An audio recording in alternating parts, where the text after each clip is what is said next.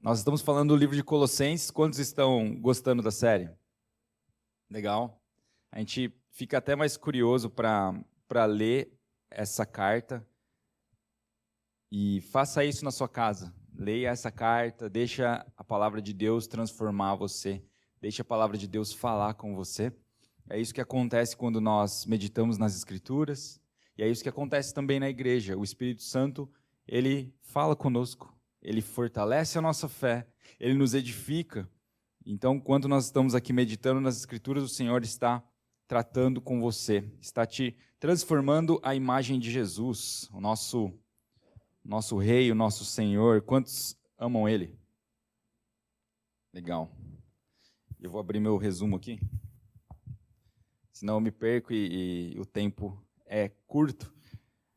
Falar em tempo, a gente tem uma meta aqui. Já vou dar um alerta para você salvar na sua agenda. A partir de novembro, nós queremos começar um segundo culto, na parte da tarde e noite, ali perto das 18, talvez 18, 18h15, estamos ainda decidindo isso com a liderança, com a intenção de alcançar mais pessoas que precisam do Senhor, que precisam de Jesus. Quantos acham que essa é uma boa ideia? Acho que é legal. Tá muito confortável esse culto aqui. Eu quero dizer para vocês que eu preferiria ficar assim para sempre, porque é bom ter uma igreja que a gente conhece de perto, que a gente, vê progredir, crescer espiritualmente, mas a gente sente uma urgência da parte de Deus para expandir, e nesse momento expandir a tenda para nós significa fazer mais um culto. Não com o objetivo de vocês voltarem no culto da noite, mas de ter outras pessoas, novas pessoas que não conhecem a Deus, que não foram alcançadas ou que estão magoadas com Deus e não estão indo em nenhuma igreja, não estão andando com Deus. A gente precisa que essas pessoas se voltem para Ele. O tempo é corrido, o Senhor se apressa e nós precisamos também ser luz para essa cidade. E falando em tempo, eu quis dizer isso para vocês. Orem por isso, tá bom? Para que o Senhor traga as pessoas. E a gente vai ler uma parte de Colossenses 2, eu não vou conseguir ler tudo por causa do tempo, mas eu vou ler alguns versículos e a partir do 6 vai ser muito. Meu Deus. Eu tinha pensado, talvez vamos ler então a partir do 6, depois a gente continua. Provavelmente até 15, 6 ao 15. Diz assim, portanto, Colossenses 2, portanto, assim como vocês receberam Cristo Jesus, o Senhor, continuem a viver nele, enraizados e edificados nele, firmados na fé como foram ensinados, transbordando de gratidão.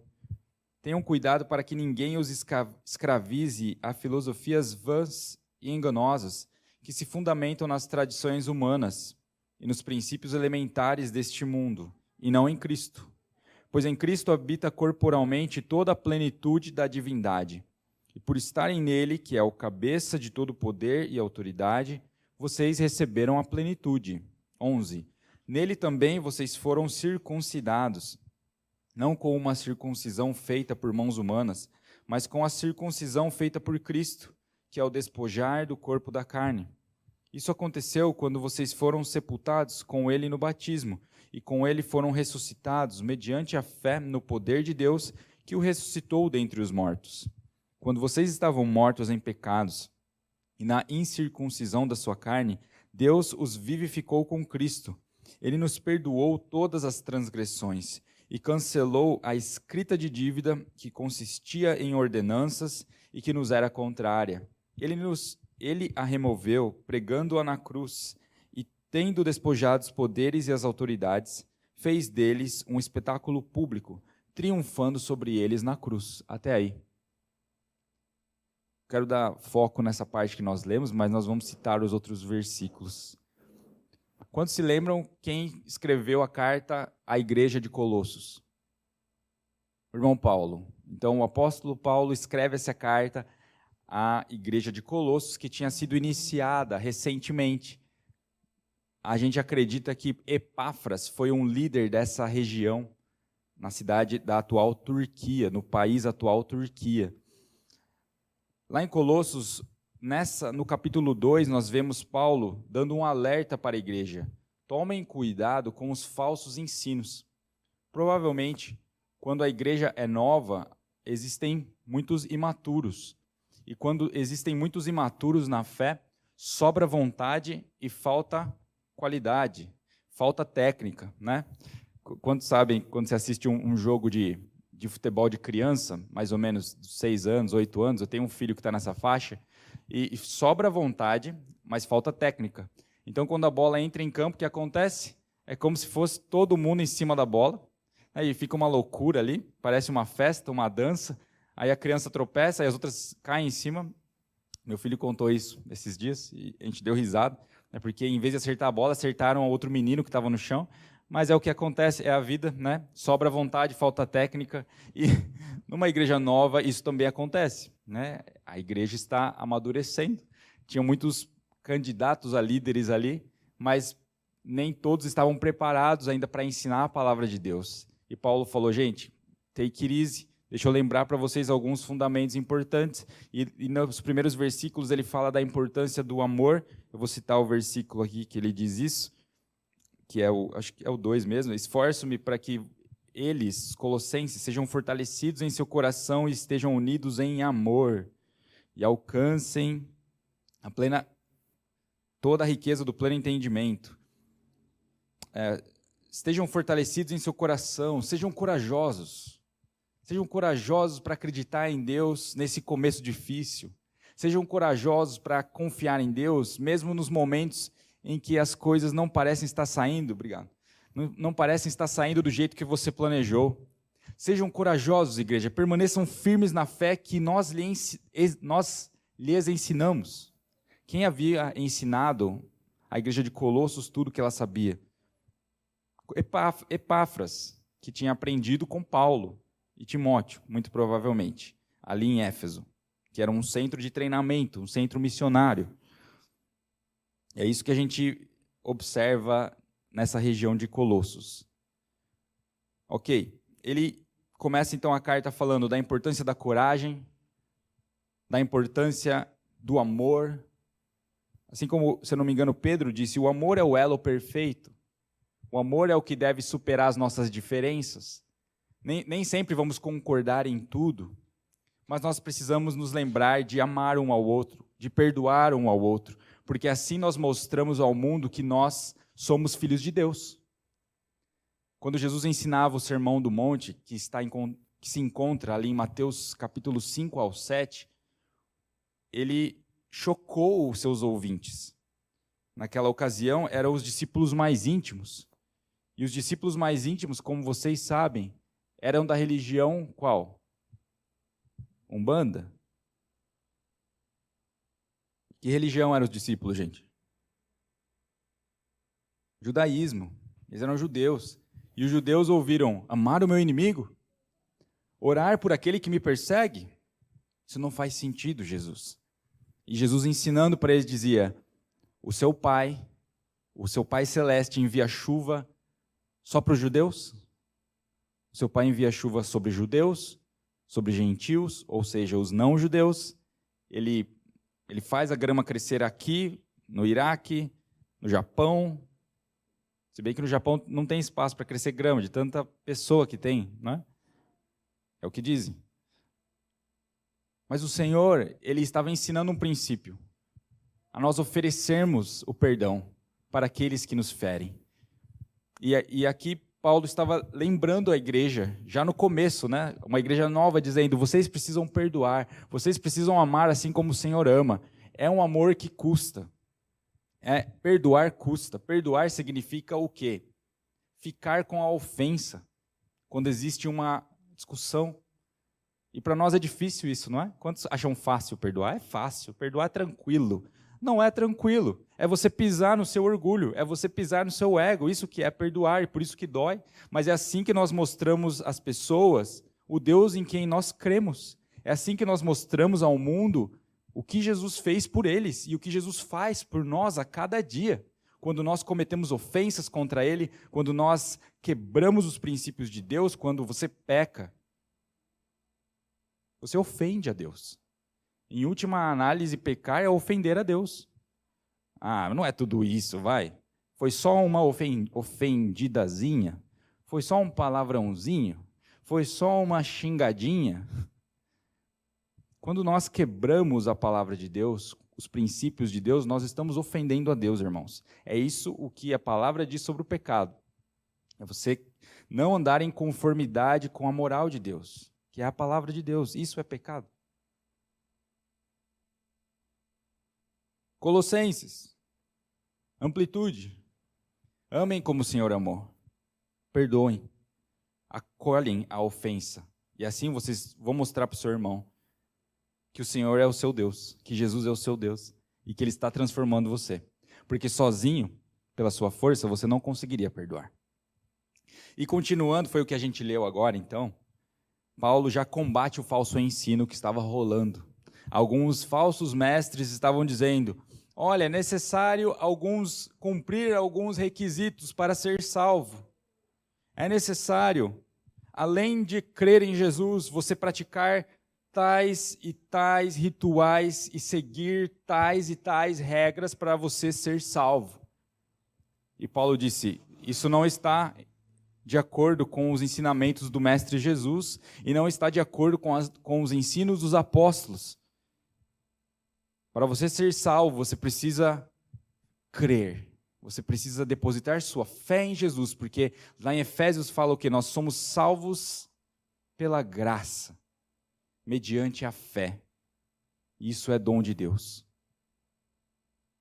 As pessoas estavam colocando obstáculos para a igreja nova, a igreja inocente, a igreja que queria amar Jesus de todo o coração, igual você cantou aqui na segunda música. Eu quero te amar, Jesus, eu te amo, eu te contemplo, eu preciso de você. Como foi o segundo coro que a gente cantou aqui? Eu não lembro a segunda música. É uma música antiga e bonita. Eu não lembro, você não me ajudou. E essa canção provavelmente estava no coração dos colossenses. Nós queremos te amar, Jesus. E as pessoas começaram a colocar, mas se você quer se chegar a Deus, se você quer ser aceito por Deus, você precisa fazer isso, isso, isso. E então aqui no versículo 6, né? Deixa eu arrumar aqui. No versículo 4, Paulo já deu um alerta. Ó, eu lhes digo isso para que ninguém os engane com argumentos que só parecem convincentes. E aí, continuando, no versículo 8, ele fala, tenham cuidado para que ninguém os escravize à filosofia. Mas onde os nossos olhos devem estar? E lá em Colossos, aos Colossenses, Paulo disse, os seus olhos devem estar em Jesus, na palavra de Deus. Aí existe liberdade verdadeira. Nele existe vida verdadeira. Jesus é vida. Aqui no versículo 6 e 7, então ele fala como nós vamos ser vacinados e vencer os ensinos falsos. Vivam nele, enraizados e edificados nele. Enraizados. O que lembra essa palavra raiz? Lembra o conceito da agricultura, plantação, não é? Coloquem as suas raízes em Deus. Aliás, uma planta, ela não pode estar num terreno se não foi alguém que plantou ela. Sim ou não? Lembre-se disso, irmão. Você foi plantado em Jesus. Você foi alcançado pelo bom agricultor. Não foi você que se plantou em Jesus. Eu me planto aqui, entendeu? Você já viu um girassol sair por aí e se plantar no terreno de repente? Não, né? Alguém o plantou. Alguém o plantou, cuidou dele, regou, bonitinho, apesar do tempo seco. E graças a Deus que Ele te plantou nele. Lembre-se disso. Você foi plantado, assim como Paulo fala em outra carta, enxertados, né? Acho que em Efésios, isso. Não, Romanos 11. Vocês foram enxertados na oliveira de Deus. Vocês não pertenciam a Deus, mas vocês foram enxertados. Lá também em Efésios 1 fala, você foi alcançado, Deus te viu. Efésios 1 diz assim, 4 e 5.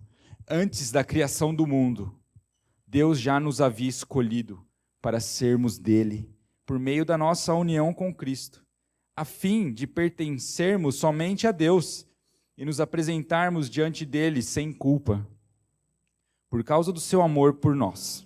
5. Deus já havia resolvido que nos tornaria seus filhos por meio de Jesus Cristo, pois este era o seu prazer e a sua vontade. Deus resolveu que você fosse filho dele. Ele te escolheu. Ele te plantou nele. Lembrem-se onde as suas raízes estão. Você está em Jesus, enraizados e edificados nele. O conceito de edificação tem a ver com construção, tem a ver com engenharia, sim ou não? Em 1 Coríntios 3, 9, nós temos a expressão para a igreja, para os cristãos, que é a seguinte: vocês são também o edifício de Deus. Vocês são o edifício de Deus. Isso implica que Deus te edifica, Deus te constrói, Deus está construindo em você a imagem dele. Você faz parte do corpo dele. Você é uma pedra na construção da igreja, chamada igreja. Lembrando que do nosso edifício existe um alicerce.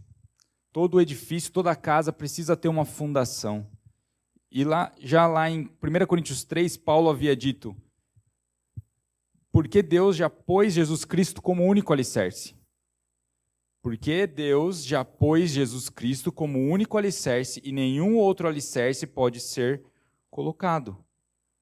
O fundamento da igreja é Jesus. Quando Paulo escreve aos Colossenses, ele estava dizendo: vocês continuem edificados em Jesus. Continuem lembrando que existe um alicerce para a sua fé.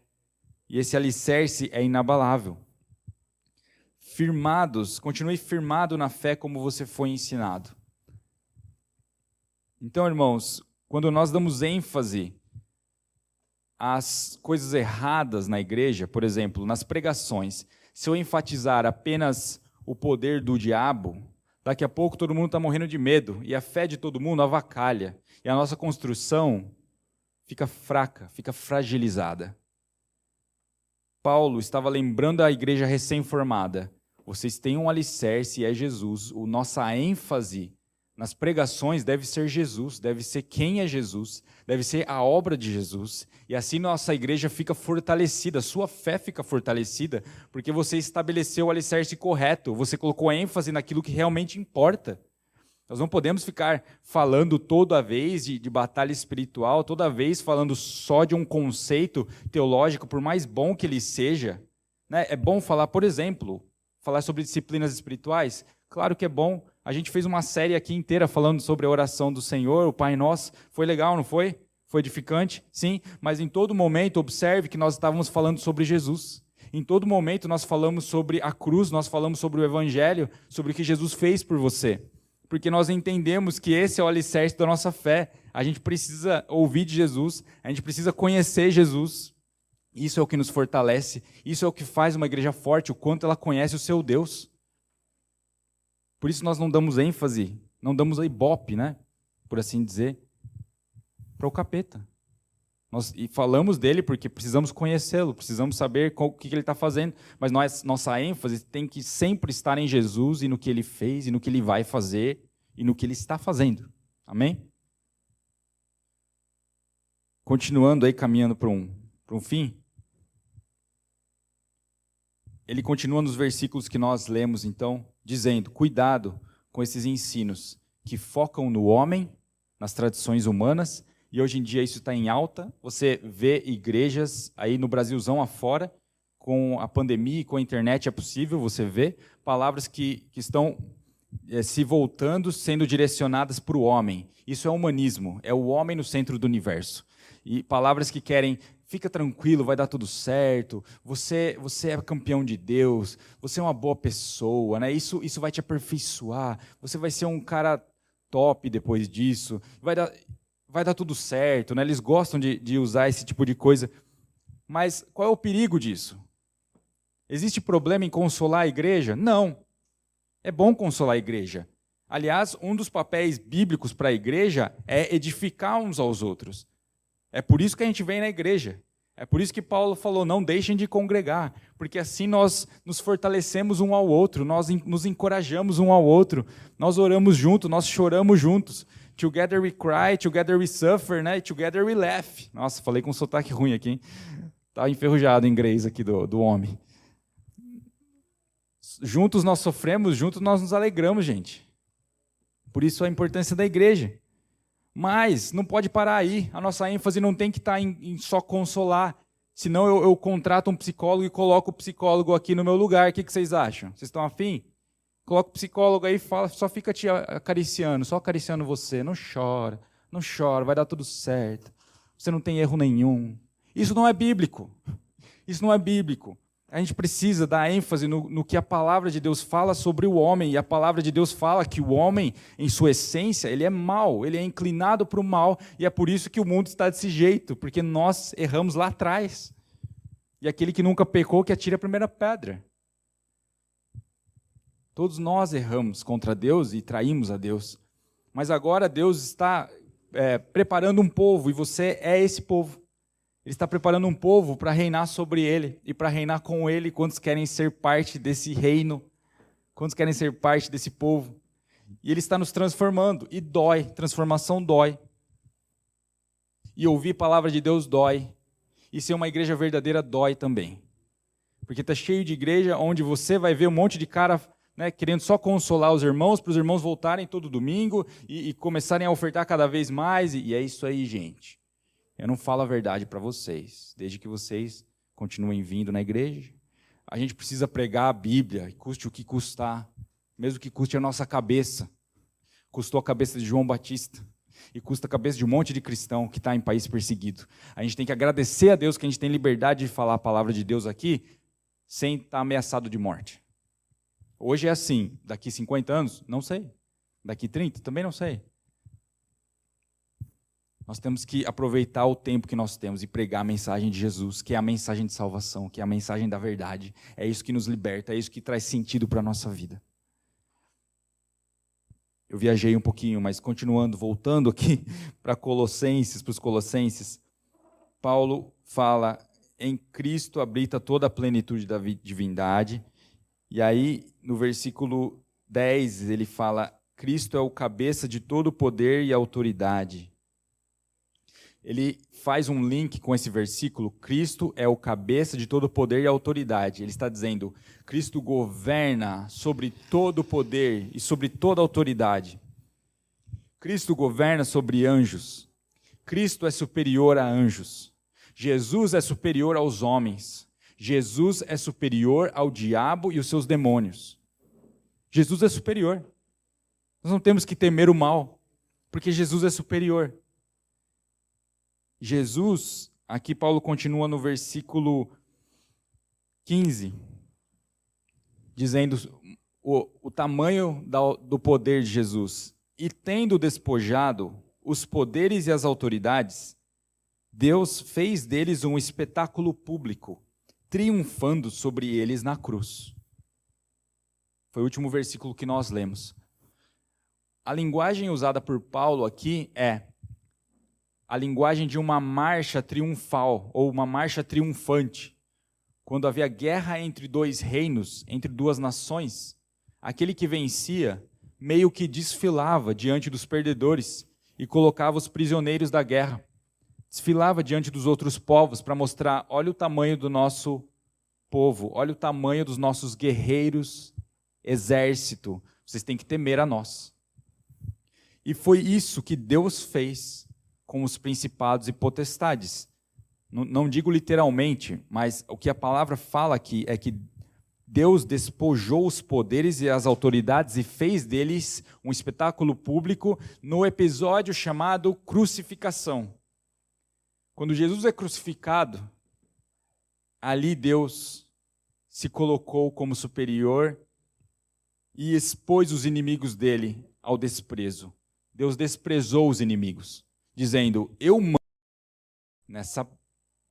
nesse lugar, nesse universo. Eu mando nesse universo e ponto final. Eu mando nesse universo. E filhos, igreja, vocês não têm que temer o mal. Vocês não devem nada para o mal. Vocês não devem nada para o diabo e seus demônios. Vocês não devem absolutamente nada, porque existia uma dívida. Sim, existia.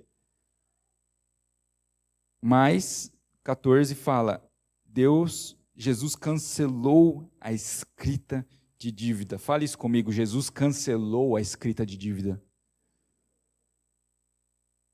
Ele a removeu pregando-a na cruz.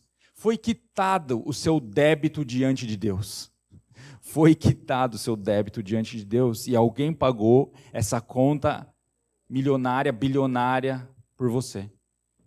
Uma conta que era muito alta, entendeu? Não tinha como pagar, gente. Não tinha como e não tem como pagar. Jesus pagou por nós. Por isso você não deve nada ao diabo. Romanos 1 fala, não existe condenação para aqueles que estão em Cristo Jesus. Já não há condenação. Terminando. Então, as orientações finais de Paulo à igreja de Colossos é a seguinte: não deixem que as pessoas com seus ensinamentos falsos deem foco e causem medo em vocês e paralisem vocês de crescer, de continuar na jornada cristã que envolve conhecer a Deus. Vocês foram chamados por Deus, agora vocês estão enraizados nele, cresçam nele, mas se alimentem de coisas boas. Não fica ouvindo qualquer pregação, irmão.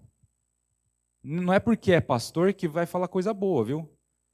Existem muito pastor que é lobo em pele de ovelha.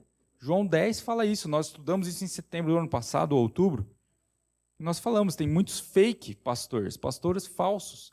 E tem muito cristão falso também. Teólogo, pastor de internet, pastor de YouTube, sabe? Na dúvida, pergunta para o irmão mais velho na fé, pergunta para o seu líder, pergunta para a gente se é um bom alimento. Porque você vai aprender coisa errada e isso vai impedir o seu crescimento espiritual. Isso vai impedir você de se parecer com Jesus. Aqui Paulo estava dando uma paulada na igreja mesmo. Paulo dando uma paulada, entendeu? Não?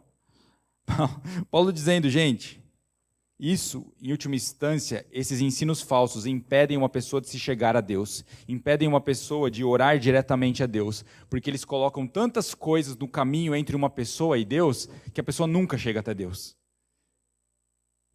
Eu conheci um pastor, eu lembro uns 15 anos atrás, que ele falava, Deus me pediu para eu jejuar um dia sim e um dia não.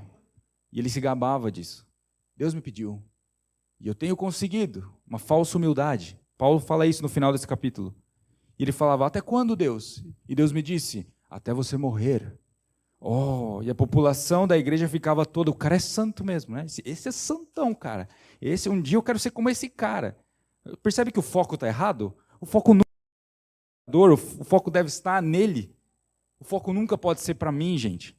Se eu compartilhar meus testemunhos aqui é para glorificar a Deus. E se eu compartilhar meus testemunhos, geralmente vai ser para dizer o quão ruim eu sou, o quão fraco eu sou, e o quão imperfeito eu sou, tanto quanto você. Porque a glória sempre é dele. Quem quebrou a dívida foi ele, não fui eu que paguei. Eu não conseguiria pagar, nem você. Jesus fez isso por nós. Somos salvos pela graça, mediante a fé, através da fé. É isso que nos salva. Não deixem que esses ensinos te distanciem. Não deixem que esses ensinos antigos, talvez, que você ouviu na igreja, te deixem morrendo de medo de Deus, morrendo de medo do diabo. Martinho Lutero peitou o diabo, no sentido, peitou as autoridades da sua época, que diziam, não, nós não queremos a palavra de Deus, nós queremos manipular as pessoas, nós queremos o dinheiro das pessoas. Lá no ano 1500, estamos falando de 500 anos atrás, isso já acontecia. As pessoas morrendo de medo do que não conhecem. E nós podemos conhecer através da palavra de Deus a verdade. Nós não temos que temer o diabo. Cristo expôs o inferno ao ridículo. Cristo expôs os inimigos ao desprezo. Nós não temos que nos reportar ao inimigo. Nós não temos que temê-los. Temos que temer ao Senhor. É o princípio da sabedoria. Temer a Deus, Jesus. No final ele vai dizer mais uma vez, Cristo é o cabeça. No final ele vai dizer, esses falsos ensinamentos não servem para transformar o nosso coração. Por mais que jejuar um dia sim, um dia não, Pode ser que Deus te peça isso, talvez nessa semana. Cara, faça um jejum todo dia, e tudo bem. Se você quer fazer um propósito com Deus, faça, irmão. Mas não coloque uma pedra de tropeço para o seu irmão do lado. Falou, não, cara, um dia se prepara, hein, cara. Se prepara, porque um dia você vai ter que ficar 40 dias. E se não ficar, você não vai para o céu, cara. Se você falar isso, ou se alguém falar isso para você, é mentira, porque é antibíblico. Jesus falou, um dia o noivo não vai estar, um dia eu não vou estar com vocês, e é bom que vocês jejuem. Nós estamos deixando que o Espírito nos transforme. Mas isso é por um período. Deus te deu o estômago, te deu fome por um motivo. Comer. Percebe o quão complicada a gente faz as coisas? As disciplinas espirituais são para fortalecer o nosso homem espiritual, sim. Mas você fica morando na academia para exercitar o seu homem muscular? Você que é todo fortão aí, que vai na academia todo dia? Você mora na academia? Não. Tem uns que sim, né? Mas você vai lá para treinar e depois você vive. Nós fazemos as disciplinas espirituais, nós oramos, nós jejuamos com um propósito, irmãos. E tem uma estação de... né?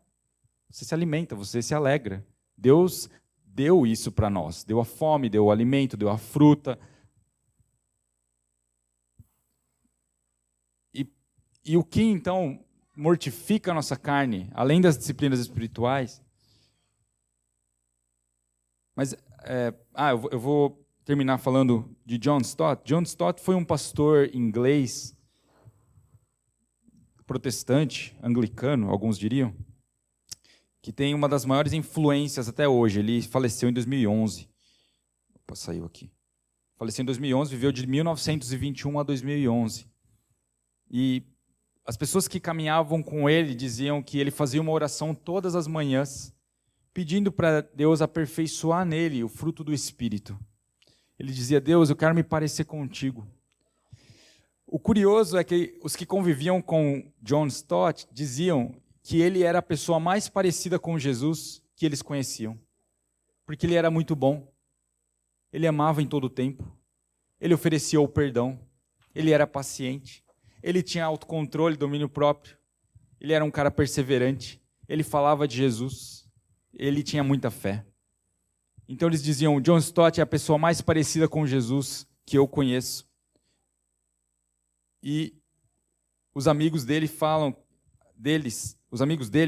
que todas as manhãs, assim que ele acordava, ele fazia uma oração pedindo para que Deus amadurecesse o fruto do Espírito na vida dele.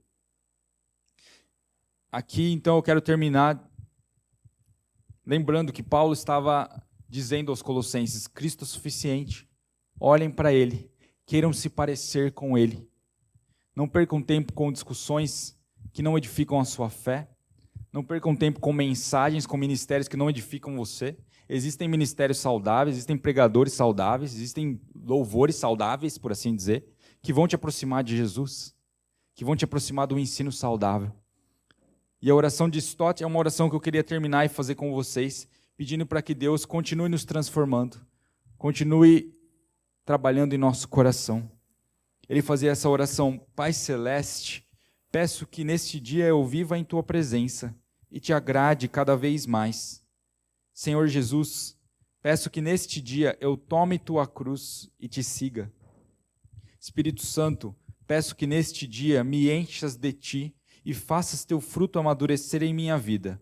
Amor, alegria, paz, paciência, amabilidade, bondade, fidelidade, mansidão e domínio próprio. Vocês aceitam essa oração por vocês? Sim. Que o Senhor trabalhe em nossos corações, assim como Paulo desejava com todo o coração dele, que Deus trabalhasse na igreja de Colossos. E a gente acredita que Deus trabalha na igreja. Lembrem-se que quando nós falamos, eu sou novo convertido, ou eu sou convertido a Deus, a conversão, nós precisamos nos lembrar de duas coisas, da fé em Jesus e do arrependimento da velha vida, ou de uma vida de pecados. Agora, a conversão não é só para quando você encontrou Jesus, irmão. A conversão é a cada dia. A cada dia eu preciso me converter no sentido de colocar minha fé na palavra de Deus, de que ela é boa para mim, de que ela é suficiente, de que ela me guia. Eu preciso colocar minha fé que somente Jesus pode me salvar. E eu continuo me convertendo de que forma? Através do arrependimento de uma velha vida. Eu preciso me arrepender junto com você, de às vezes duvidar de Deus. Eu preciso me arrepender com você, de às vezes questionar Deus e falar, por que isso, por que aquilo? Né? Nós somos, às vezes, mimados. Né?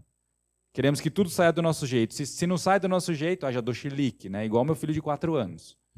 Não saiu do meu jeito, eu vou dar chilique, porque é como eu quero resolver as coisas. Mas Deus vai ficar olhando para você e falar, acabou o chilique? Acabou o chilique? Né? Vamos amadurecer então, filhão. Vamos deixar, né, vamos aprender o que eu quero te ensinar através desse momento que você está passando. Fé e arrependimento. Vamos nos arrepender nessa manhã, dizendo, Deus, nós olhamos para o Senhor somente. Nós não olhamos para os falsos deuses dessa época. Nós não vamos mais olhar para a força do nosso braço ou para a força da nossa inteligência e achar que isso é tudo. Sabe, tem gente que coloca a esperança nessas coisas e acha que isso vai resolver todos os problemas dela. Se você tiver 2 milhões investidos, eu te garanto, você está com a vida feita. Mentira!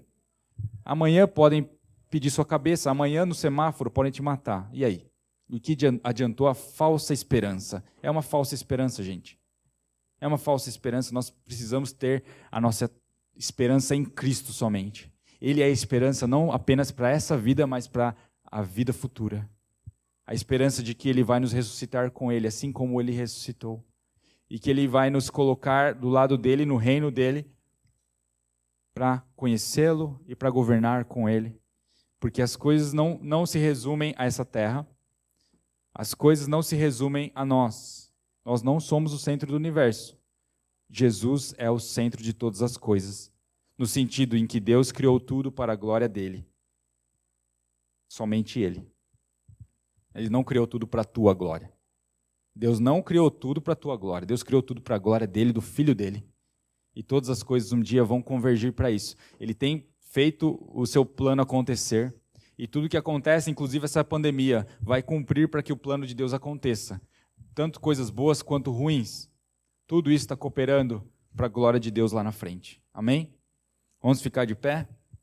Vamos orar. Na semana que vem a gente conclui essa série. Pai, nós oramos nesse momento, Pai nosso, como nós precisamos de Ti, Senhor. Nesse momento nós colocamos a nossa fé no Senhor. Nós dizemos ao Senhor que nós dependemos de Ti. Nos perdoa, nós nos arrependemos por colocar nossa esperança, nossa fé em outras coisas, em falsos deuses, em falsa segurança, Senhor. Nos perdoa por também dar ênfase, às vezes, no dia a dia, nos inimigos, por dar ênfase e muito valor a coisas que não edificam, a coisas que acabam até nos afastando de Ti. Nesse momento nós nos lembramos que o Senhor é o centro de todas as coisas, de que nós existimos, Deus, para dar glórias ao Seu nome, para termos um relacionamento contigo. Nós nos lembramos disso nessa manhã. Nos lembramos, Senhor, que o que Jesus fez por nós é suficiente para nos salvar e que Jesus pagou a dívida que para nós era impagável. Nós somos agradecidos nessa manhã, Jesus, porque o Senhor destinou a nós esse presente, essa bênção da salvação. Nós oramos, Deus, nos ajuda a crescermos nessa vida espiritual, nessa caminhada. Ajuda-nos, Espírito Santo. Nos revela a Tua vontade, nos revela aquilo que está no Teu coração para nós. Nos ajuda a tomarmos decisões que Te glorificam, decisões que cooperam para os Teus propósitos na nossa vida. Não nos deixa viver como essas crianças mimadas, Senhor, como filhos mimados. Nós queremos amadurecer e aprender com as diferentes estações que estamos.